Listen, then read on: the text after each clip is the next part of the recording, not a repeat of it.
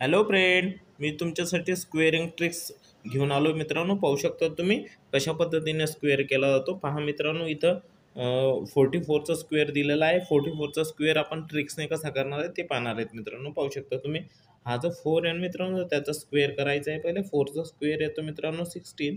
Okay, त्यानंतर तुम्हाला याचा पण स्क्वेअर करावा लागणार आहे मित्रांनो.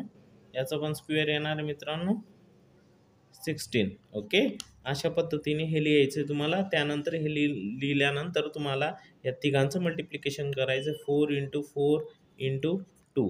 ओके, करा मित्रांनो. इथं एक क्रॉस करायचं आहे 6च्या खालती.